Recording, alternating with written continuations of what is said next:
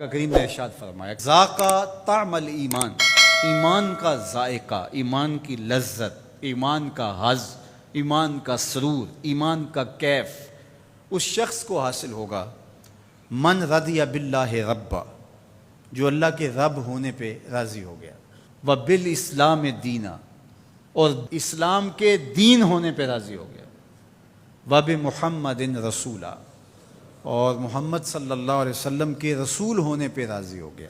جس کو یہ تین چیزیں نصیب ہو گئی، ایمان کی لذت نصیب ہو گئی۔ اب اس رضا کا کیا معنی ہے؟ امام قرطبی علیہ رحمہ فرماتے ہیں اس کا ایک معنی عام ہے اور ایک معنی خاص ہے۔ معنی عام یہ ہے کہ اللہ کے رب ہونے پہ راضی ہونے کا مطلب اس کو رب مان لینا ہے۔ اسی طرح اس کو کہا جائے تیرا کس دین سے تعلق ہے، تو وہ اسلام کو ہی اپنا دین مانتا ہے۔ اور جب اس کو کہا جائے کہ تیرا رسول کون ہے، تو اس کے لبوں پہ بغیر کسی تعمل کے، بغیر کسی تردد پہ نام حضور کا ہی آئے۔ تو یہ ہے اس کا معنی عام۔ لیکن یہاں جو ایمان کا ذائقہ، ایمان کا طعم حاصل ہونے کی بات کی گئی ہے، یہاں سے یہ معنی عام مراد نہیں ہے، یہاں معنی خاص مراد ہے۔ اور وہ کیا ہے؟ اللہ کو رب ماننے کا مطلب یہ ہے کہ اللہ کو ماننے کا جو حق ہے اس حق کی طرح اس کو مانے۔ ایک ہے اللہ کو ماننا اور ایک ہے اللہ کی ماننا۔ تو جو اللہ کو تو مانتا ہے لیکن اس کے احکام کو نہیں مانتا، اس کے دیے گئے نظام کو عملاً قبول نہیں کرتا، تو پھر وہ ایمان کی لذت حاصل نہیں کر سکتا۔ خالق حقیقی اس کو مانتا ہے تو پھر اپنا سب کچھ اس کے دستے قدرت میں سمجھے۔ جب اس کی پناہ میں آ گیا ہے تو پھر کسی کا ڈر اور خطرہ کیسے رہا؟ جب اس کو خالق و رازق مان لیا ہے تو کسی کی دہلیز پہ ہاتھ کیوں پھیلائے گا؟ جب اس پہ توکل کر لیا ہے تو پھر اس کے پائے ثبات میں لغزش کیسے آئے گی؟ اور دوسری بات، اسلام کے دین ہونے پہ راضی ہو گیا۔ جب اسلام کو مان لیا تو اسلام پورا نظام زندگی ہے، تمہاری خوشیوں کا بھی خیال رکھتا ہے، تمہارے غموں کو نبھانے کا دستور کیا ہوگا وہ بھی تعلیمات دیتا ہے۔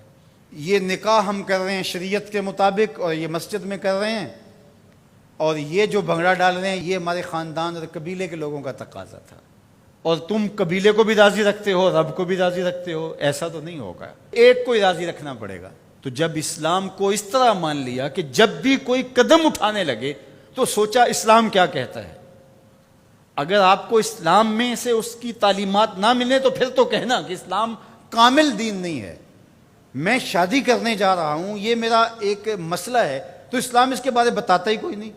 اسلام بتاتا ہے کہ تم نے رشتہ تلاش کیسے کرنا ہے، اسلام بتاتا ہے کہ تم نے پیغام نکاح کیسے بھیجنا ہے، اسلام بتاتا ہے کہ نکاح میں کتنے لوگ کم از کم شریک ہوں، گواہ کیسے ہوں، اسلام بتاتا ہے کہ تم اس کی خوشی کا اظہار کیسے کرو، جب نکاح کیا ہے تو اس وقت تم نے خرما کیسے لٹانے ہیں، اور شب زفاف کا صدقہ تم نے ولیمے کی صورت میں کیسے ادا کرنا ہے۔ اسلام تمہیں ایک ایک جزیہ بتاتا ہے۔ میرے حضور نے فرمایا انما انا لکم مثل الوالد، میں تمہارے لیے باپ کی جگہ پہ ہوں۔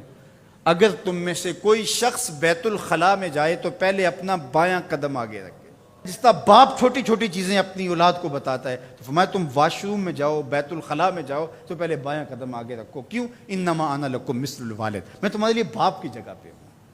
اللہ اکبر۔ تو جب اتنی چھوٹی چیزیں بھی، اتنی عام چیزیں بھی اسلام تمہیں بتاتا ہے تو پھر ضرورت کیا ہے کہ کسی اور دھرم کو دیکھیں، کسی رواج کو دیکھیں، کسی ازم کی طرف نظر اٹھائیں اور کسی کلچر اور تہذیب کا سہارا دیں؟ ہماری تہذیب بھی اسلام، ہمارا کلچر بھی اسلام، سب کچھ اسلام ہے۔